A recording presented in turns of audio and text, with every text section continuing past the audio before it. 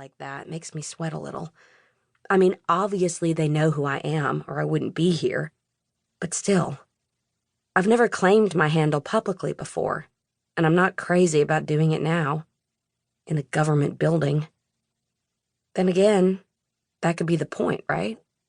This is the CIA, and maybe they want to see how I react to having a curveball like this thrown at me. The receptionist watches, eagle-eyed, as I peel the backing off the label and start to press the tag onto my hip. No need to advertise any more than necessary, after all. But she stops me with a shake of her head and a sharp, "No, it needs to go on your chest." She pats her own gray tweed lapel to ensure that I understand. I do. After my name tag is in its CIA-approved place, she gestures toward the elevators to our right. "Agent Carstairs will escort you upstairs." Before she's even done speaking, the elevator doors glide open, and a tall, dark-skinned man in a navy suit is standing there, face carefully blank, eyes alert. I try to introduce myself, but I don't get any further than, "Hi, I'm Issa," before he cuts me off. "I know who you are, Miss Torres. Please come with me." Okay. So everyone here is in we know more than you do mode. Which is true. I'm not denying that. But it still makes me want to pull out my gear and take them down a few pegs. They aren't the only ones who know things, like how to access information that others can't. I step onto the elevator instead. This is an audition, after all.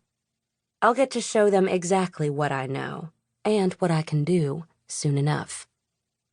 Agent Carstairs doesn't speak as the elevator swishes us up to the 4th floor. Nor does he speak as he leads me down a long hallway lined with official-looking pictures of official-looking people, former CIA directors, according to the plaques beneath the frames. The enormity of where I am sinks in a little more with each step I take, with each picture we pass, and my stomach starts to flip-flop. Normally, I've got mad confidence in my skills, but I want this too much. Suddenly, I'm terrified that I'm going to make a mistake and end up back in San Antonio, hacking test sites to help my dad make ends meet. Don't screw this up. Don't screw this up. Don't screw this up. The words are a mantra in my head, a beat in my blood, and they're ramping me up a little higher with each step we take. Thank God we get to the end of the hall before I go into total and complete freak-out mode. It's close, though, and I concentrate on taking deep breaths as we pause outside a door labeled Conference Room 1A. Agent Carstairs glances at me before he pushes the door open. I expect him to lead the way, but he gestures for me to cross the threshold, so I do, trying my hardest to look like I belong here. Seconds later, the door closes firmly behind me. I am on my own.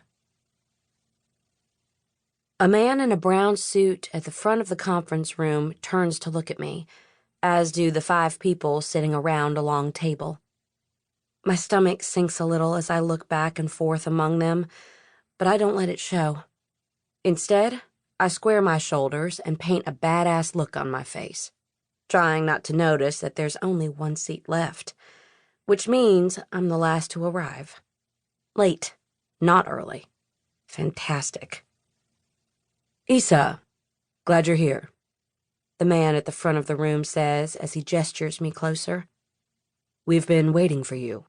Please, take a seat so we can get started." "Sorry, I'm late," I say. "My flight was a little delayed." I couldn't control that, so I don't know why I'm apologizing, but I feel like I'm at a disadvantage walking in last. "You're not late," he assures me, with what I think is supposed to be a smile, but most definitely is not. "But please, do take a seat so we can begin." "Wouldn't want to get a minute off schedule," one of the guys mutters as I pass. He's big, with mocha-colored skin and killer dreads. He also looks like he's about to get a root canal instead of audition for an all-expenses-paid trip.